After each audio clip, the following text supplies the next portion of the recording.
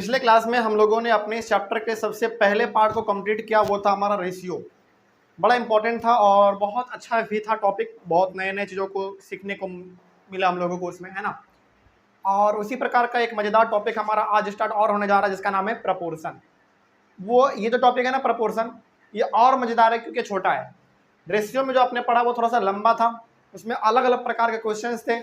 इसमें उतना नहीं है और ये बहुत आसान है रेशियो के मुकाबले। मतलब रेशियो में जितना आपने पढ़ा ना उससे बहुत कम समय लगने वाला है इसमें। तो ये टॉपिक और मज़ेदार है आपका। तो हम लोग शुरू करते हैं आज अपने चैप्टर का सेकेंड मोस्ट इंपॉर्टेंट टॉपिक, जो कि है प्रपोर्शन। रेशियो हमारा कंप्लीट हो गया, क्या उसमें कोई दिक्कत आप लोगों को है? नहीं है ना, बहुत अच्छी बात है। तो आज हम लोग सीखेंगे प्रपोर्शन। चलिए, आज से क्लास हमारा यहीं से स्टार्ट होता है और आज आप सीखने जा रहे हैं चैप्टर के सेकेंड टॉपिक को, जिसका नाम है प्रपोर्शन। तो ध्यान से समझेंगे ठीक उसी तरीके से जिस तरीके से हम लोगों ने रेशियो को समझा था, ठीक है। तो बहुत कंसंट्रेशन के साथ समझिए। क्या लिखा हुआ पहले उसको समझते हैं, फिर आगे बढ़ेंगे हम लोग, तो ज़्यादा इसमें समझ पाएंगे। लिखा हुआ है, if two ratios are equal we say that they are in proportion and use the symbol, ये वाला और या फिर ये वाला, to equate the two ratios. क्या लिखा हुआ है नहीं समझ में आया ना, छोड़ो इसको, आप ऐसे समझिए। मान लीजिए आपके पास दो रेशियो है 4:5 मान लीजिए, और अगला आपके पास है 9:6। बस एग्जाम्पल के तौर पे आप इसको ऐसे समझिएगा, ठीक है। ये हमारा है पहला रेशियो, जिसको हमने क्या बोला 4:5। दूसरा रेशियो हमारे पास है 9:6। हम बोल रहे हैं कि दोनों रेशियो आपस में इक्वल है, मतलब दोनों रेशियो क्या आपस में बराबर है। यदि दोनों रेशियो आपस में बराबर हो गया तो ये कहलाएगा कि किस में है, प्रपोर्शन में है। बस यही चीज हमारा प्रपोर्शन है। तो रेशियो हमारा क्या कहलाता था बताओ? रेशियो हमारा ये कहलाता था 4:5। और 4:5 को हम लोग कैसे लिख सकते थे? 4/5 लिखते थे हम लोग, तो रेशियो था, उसको छोड़िए अभी। यदि दो रेशियो आपस में इक्वल है तब हम कहेंगे कि वो किसमें है, प्रपोर्शन में। बस यही चीज हमारा प्रपोर्शन है। तो अभी यदि आपसे चलते फिरते कोई पूछे कि बताओ प्रपोर्शन क्या होता है, तो आप बोलिएगा यदि दो रेशियो आपस में इक्वल है तो वही प्रपोर्शन कहला गया। बस सिंपल। एग्जाम्पल के तौर पे और ले सकते हैं हम लोग। मान लीजिए 2:3 है और 4:5 है। मान लीजिए ये पहला रेशियो हुआ, ये दूसरा रेशियो हुआ। यदि दोनों आपस में इक्वल है तो ये दोनों रेशियो किस में है बताओ? प्रपोर्शन में है। तो क्या प्रपोर्शन को समझना हार्ड है या आसान है?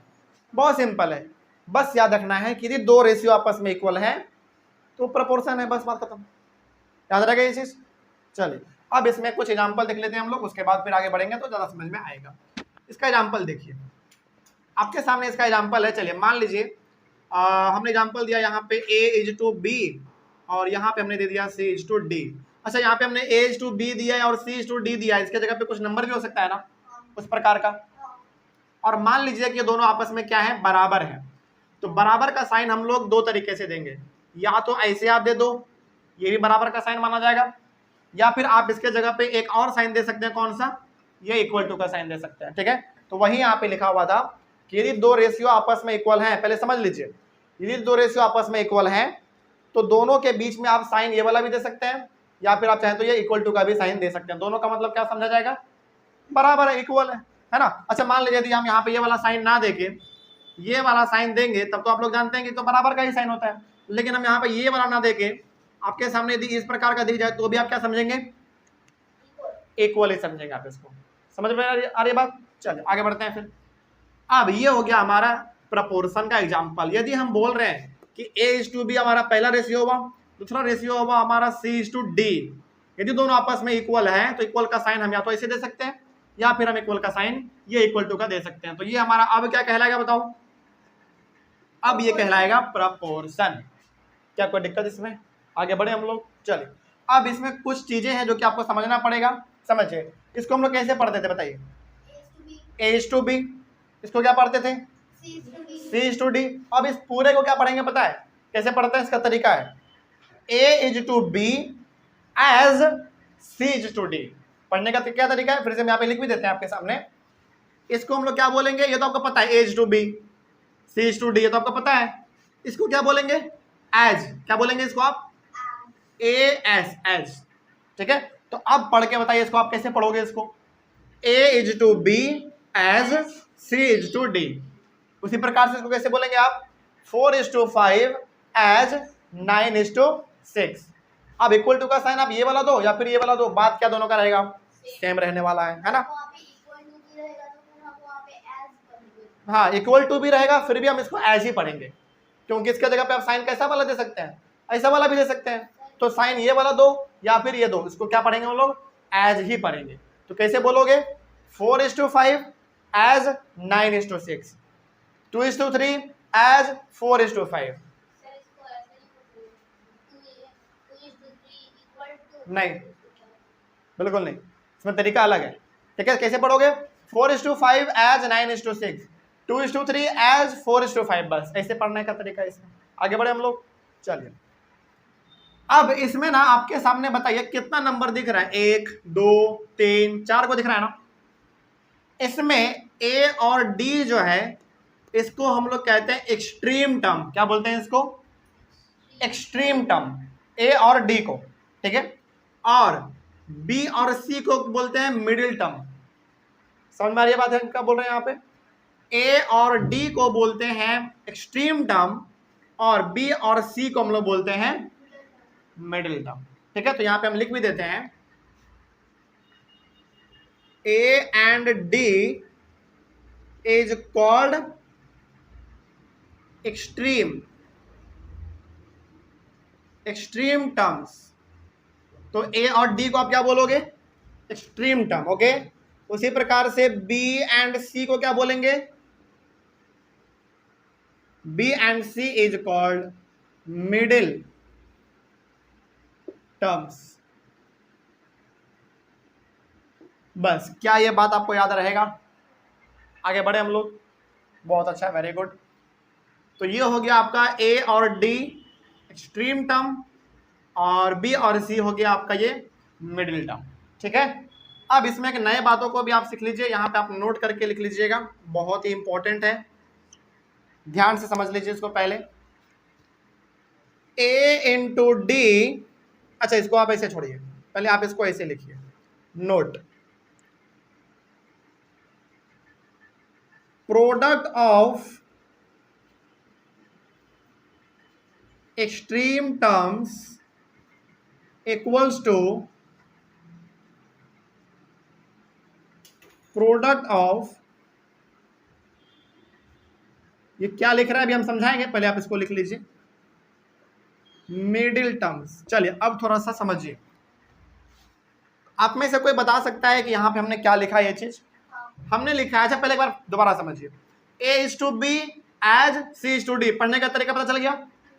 उसके बाद हमने बोला कि ए और डी को क्या बोलेंगे, एक्सट्रीम टर्म बोलेंगे, बी और सी को क्या बोलेंगे, मिडिल टर्म बोलेंगे। ओके, अब यहाँ पे हमने क्या लिखा जरा देखो ध्यान से, product of extreme terms equals to product of middle terms.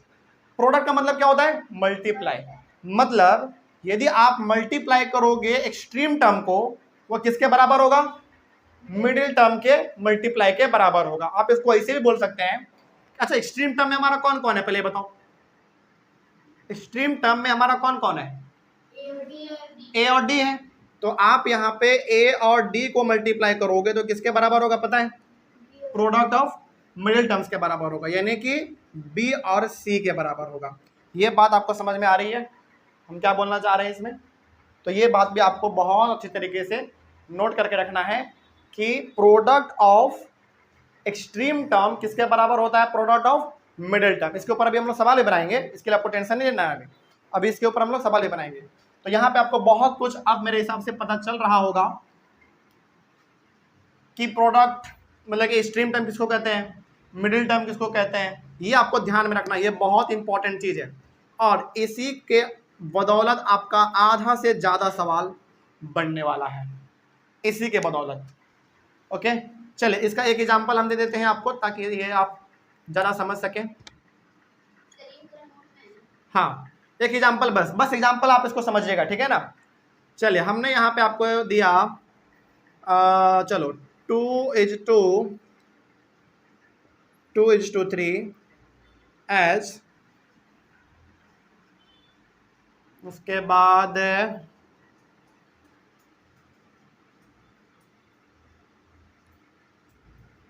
चलो 4:6, हमने ये आपके सामने एग्जांपल दिया, ठीक है।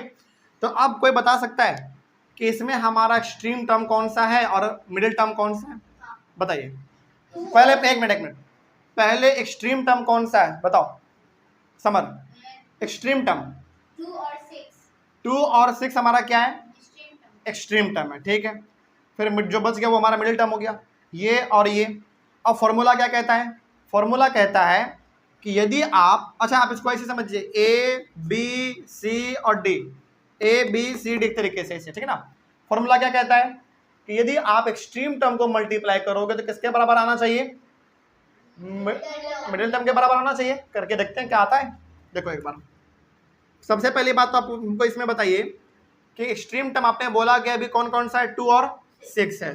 तो 2 और 6 को मल्टीप्लाई करेंगे तो क्या वो वाकई में बराबर आएगा हमारा 3 और 4 के? करके देख लेते हैं एक बार। इसको आप मल्टीप्लाई करोगे कितना आएगा? 12 बराबर 12 आ गया ना। दोनों तरफ बराबर आया कि नहीं आया? समझ गए बात को? इसका मतलब वाकई में ये वाला रेशियो इस रेशियो के क्या है? बराबर है, ठीक है। तो इक्वल टू का साइन हम कई बार दे देंगे और कई बार इस प्रकार का साइन देंगे, तो आपको कंफ्यूजन नहीं होना है। कंफ्यूजन है क्या आपको? नहीं, ये साइन हम दे सकते हैं या फिर आप इक्वल टू का साइन दे दीजिए, क्या फर्क पड़ता है। तो यहाँ तक में कोई समस्या आप लोगों को? चले, अब हमारे सामने कुछ सवाल है, हम लोग इसको सॉल्व करेंगे। लेकिन एक बार सवाल सॉल्व करने से पहले हम चाहते हैं कि आपको दोबारा ये चीज़ बताया जाए कि ये क्या था। एक बार 2 मिनट समझ लीजिए समय, इसके बाद फिर आगे बढ़ते हैं। प्रपोर्शन का मतलब हुआ, पहले समझ लीजिए, प्रपोर्शन का मतलब हुआ कि जब भी 2 रेशियो आपस में इक्वल होंगे तो हम कह देंगे कि वो दोनों रेशियो किस में है? प्रपोर्शन में है। और यदि 2 रेशियो आपस में इक्वल हैं तो उन दोनों के बीच में हम साइन चाहे तो ये ऐसा दे सकते हैं या फिर चाहे तो ऐसा भी दे सकते हैं, ठीक है। चलो, अब प्रपोर्शन का जब भी बात होगा तो बताइए इसमें कितने टर्म होंगे आपके पास? 4 टर्म होंगे। ए बी सी डी 4 होंगे। अब इसको पढ़ते कैसे हैं? A/B as C/D, पढ़ने का तरीका पता चल गया। उसी प्रकार से आप इसको कैसे पढ़ोगे? 2:3 as 4:6 ऐसे पढ़ेंगे इसको, ठीक है। इसमें इसको हम लोग बोलते हैं एज, इसके जगह पे आप और कैसा साइन दे सकते हो? इक्वल टू का भी साइन आप दे सकते हैं। इसमें हमारा पहला वाला और आखिरी वाला यानी कि ए और डी हमारा कहलाता है एक्सट्रीम टर्म, और दूसरा और तीसरा वाला कहलाता है मिडिल टर्म। बस इतना आपको ध्यान रखना था। एक नोट जो आपको लिखना है वहां यहाँ पे ये कि प्रोडक्ट जो है एक्सट्रीम टर्म का, यानी कि एक्सट्रीम टर्म को आप मल्टीप्लाई करो और मिडिल टर्म को मल्टीप्लाई करो, दोनों का आंसर क्या आता है? सेम आता है। तो वही हमने यहाँ पे लिखा है। तो एग्जाम्पल के तौर पे A इंटू डी बोलो या फिर B इंटू सी बोलो, दोनों का आंसर क्या आएगा? सेम आएगा। एग्जाम्पल आप यहाँ पे देख लो, 2:3 एज 4:6 को हमने किया प्रोडक्ट। अच्छा, यहाँ पे हमारा एक्सट्रीम टर्म कौन सा है? 2 और 6 है, इसको हमने पहले मल्टीप्लाई किया। मिडिल टर्म कौन सा हुआ? 3 और 4 मल्टीप्लाई किया, दोनों का आंसर बराबर आ गया। बस इतना ही आसान है। आंसर बराबर यदि नहीं आया तो दोनों रेशियो आपस में इक्वल नहीं है। यदि आंसर, जैसे यहाँ पे हमारा आंसर बराबर आ गया, इसका मतलब है कि जो रेशियो दिया हुआ था वो क्या था? हमारा इक्वल है। और यदि आंसर बराबर नहीं आ रहा है, इसका मतलब रेशियो बराबर नहीं है, वो प्रपोर्शन में नहीं है। वही सवाल हमारे पास यहाँ पे दिया हुआ है, 3 को बनाया जाए। चले, 3 क्वेश्चन है, इसको सॉल्व करते हैं। देखिए कैसे करेंगे आप इसको सॉल्व। पहला आइए सॉल्यूशन नंबर फर्स्ट में, पहले समझ लीजिए एक बार, क्योंकि यदि एक बार समझ गए तो फिर दुनिया भर का सवाल आप अपने से बना सकते हैं। क्या लिखा गया पहले देखो, are the ratios 45 gram is to 60 gram and 36 kg is to 48 kg in proportion. यानी कि ये वाला रेशियो और ये वाला रेशियो क्या प्रपोर्शन में है? प्रपोर्शन में है, इसका मतलब क्या दोनों इक्वल हैं?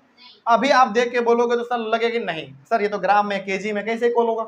नहीं, ऐसे देख के नहीं बताना है, इसको सॉल्व करके बताना है। क्या करके बताएंगे आप? सॉल्व करके बताएंगे। और इसको सॉल्व करने का आपके पास 2 तरीका है। हम दोनों तरीका बता देते हैं आपको, और दोनों में से आपको जो बढ़िया लगे आप उसको फॉलो करिएगा, ठीक है। चलिए, तो आपके सामने पहला रेशियो कौन सा बताओ?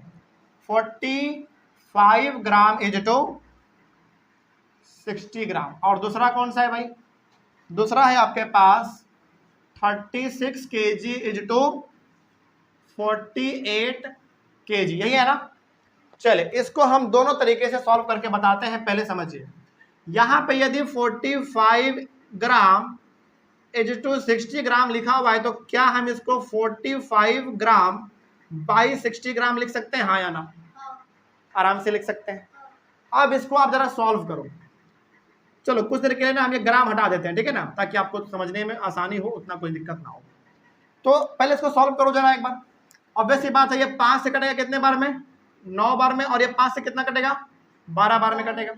फिर इसको 3 से काटोगे 3 बार में, इसको 3 से 4 बार में, कितना आंसर आया? 3/4 आया। इसका मतलब हम बोल सकते हैं कि इसका आंसर 3:4 आया। हाँ या ना? बिल्कुल। आगे बढ़िए, अब इस वाले में आ जाओ जरा। अगला था आपके पास 36 kg इज टू 48 kg। अब इसको भी सॉल्व कर लीजिए। इसका सिंपल सा मतलब है कि हम इसको 36/48 लिख सकते हैं। हाँ या ना? बिल्कुल लिख सकते हैं। अब इसको आप काटो, कितना से काटना चाहोगे इसको? चलो, आपको बड़ा नंबर नहीं पता तो पहले 2 से कट रहा है, 2 ही से काट लो। 18, और 2 से काटो कितने बार में? 24 बार में। फिर से 2 से काटो कितने बार में? 9, और 2 से 12। हालांकि बड़े नंबर से आप कर सकते हैं, आपको पता है, लेकिन आप छोटे नंबर से चलिए, क्या दिक्कत है? आंसर तो वहीं तक पहुंचना है। 3 से करोगे 3 बार में, 3 से करोगे 4 बार में, कितना आया आंसर बताओ? 3/4 आया। मतलब इसका भी आंसर कितना आया? 3:4 आया। अब देखो, दोनों का दोनों आंसर हमारा क्या आ रहा है? रेशियो बराबर आ रहा है। तो हम यहां पे लिखेंगे कि hence 45 gram is to 60 gram and 36 kg is to 48 kg are in proportion. क्या लिखोगे? आर इन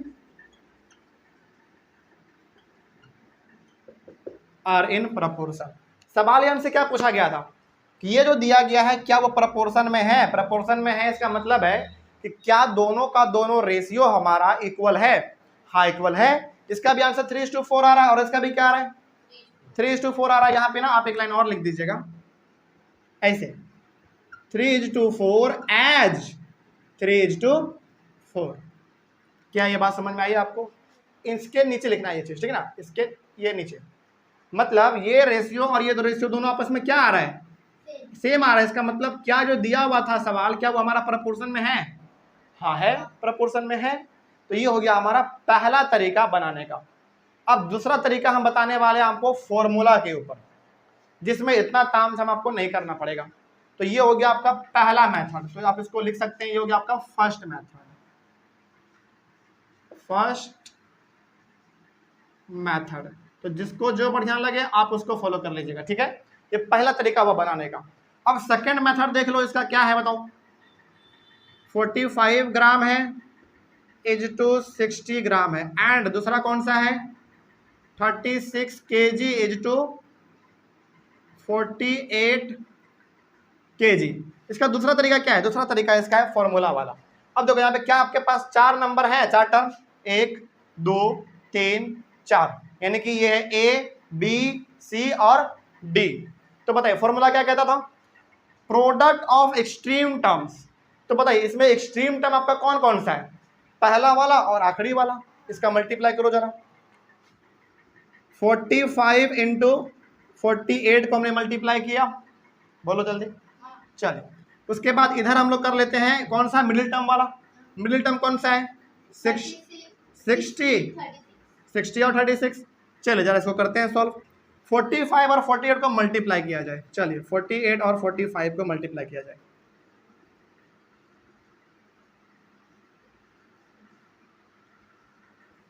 जीरो 6 2160 इसको सॉल्व करो जरा। 36 को 6 से कर देते हैं। 2160, इसका भी कितना आया? 2160। क्या दोनों का दोनों आंसर हमारा सेम आ रहा है? बताओ जल्दी। बिल्कुल आ रहा है सेम। तो इसका मतलब हम इसके बीच में कैसा साइन दे सकते हैं? इक्वल टू का साइन दे सकते हैं। तो ये हो गया आपके पास दूसरा तरीका बनाने का, जिसमें आपने क्या अप्लाई किया? फॉर्मूला अप्लाई किया। कौन सा फॉर्मूला अप्लाई किया आपने? ये वाला किया है। प्रोडक्ट ऑफ एक्सट्रीम किसके बराबर होता है? प्रोडक्ट ऑफ मिडिल टर्म के बराबर होता है। यदि दोनों आपका आंसर सेम आ गया तो आपका सवाल सही है। वो जो दिया हुआ रेशियो वो बिल्कुल प्रोपोर्शन में है। समझ रहे बात को? तो अब यहां पे आप लिखेंगे 48 ग्राम एज टू 60 ग्राम एज, ये एज का साइन देना पड़ेगा या फिर आप इक्वल टू का भी साइन दे सकते हैं। 36 kg एज टू 48 kg। उसके बाद लिखेंगे कि हैंड्स, हैंड्स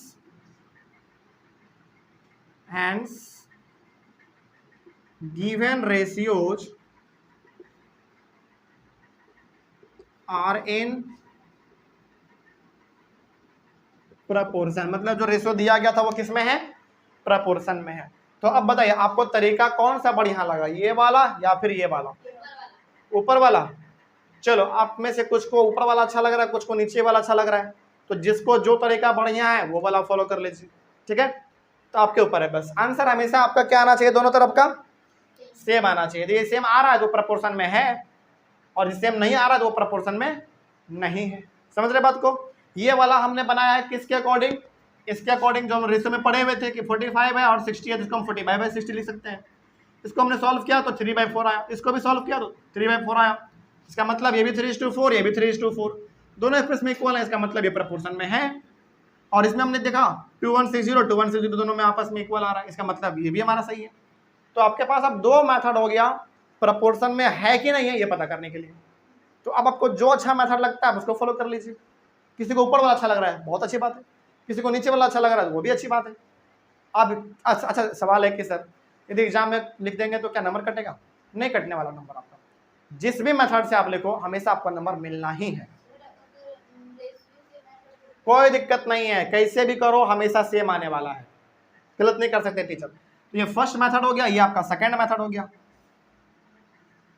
तो जिससे आपको बनाने का मन करे, जिसमें आप कंफर्टेबल है उससे आप बनाइए, ठीक है। चलिए ऑनलाइन वाले बच्चे इसको जल्दी से आप लोग लिखिए, फिर आगे बढ़ते हैं। उसके बाद क्वेश्चन नंबर 2 है और 3 है, क्या है ये आप नहीं बना लेंगे, आप बन जाएगा। चलिए देखते हैं एक बार, वो वाला मिटा दे, पता करते हैं कि ये रेशियो में है कि मतलब प्रोपोर्शन में है कि नहीं। देखते हैं क्या लिखा हुआ है।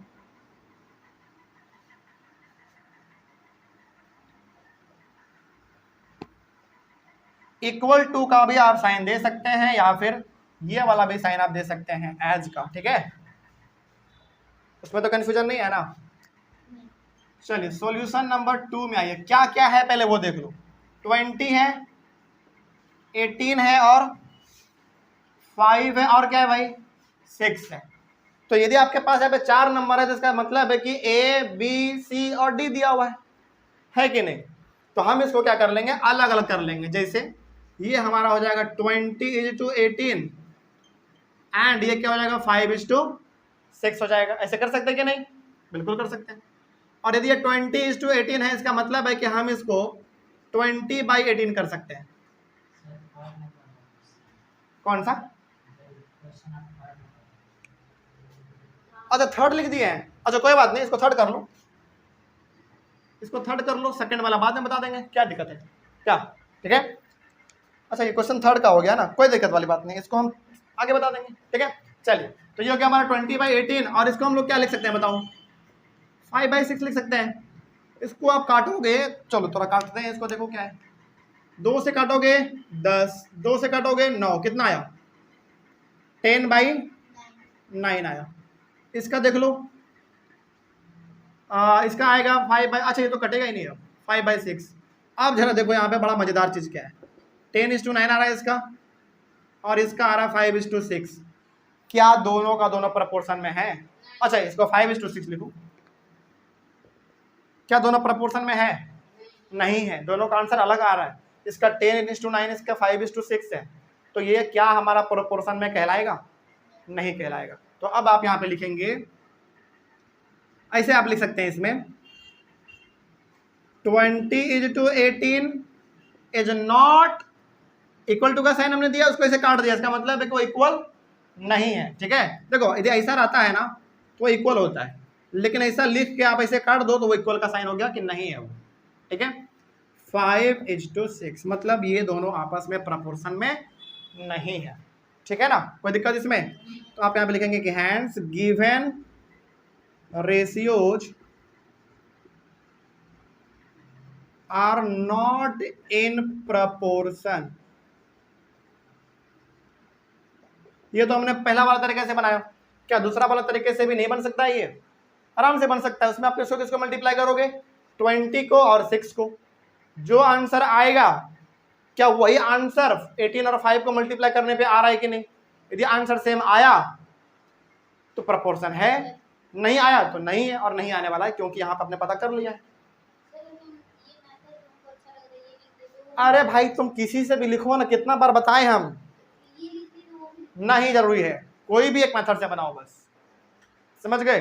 अब एग्जाम में ज्यादा होशियारी दिखाने के लिए मत करना कि दो में मेथड से बना जा रहे हैं, तो नंबर कट जाएगा। फिर बना तो लोगे, होशियारी दिखा दोगे, लेकिन टीचर का मन किया तो नंबर काट लेगा, ठीक है। तो किसी एक तरीका से बस आपको बनाना है। तो अगला इसका मेथड क्या आपको पता है, product of extreme term equals to product of middle term.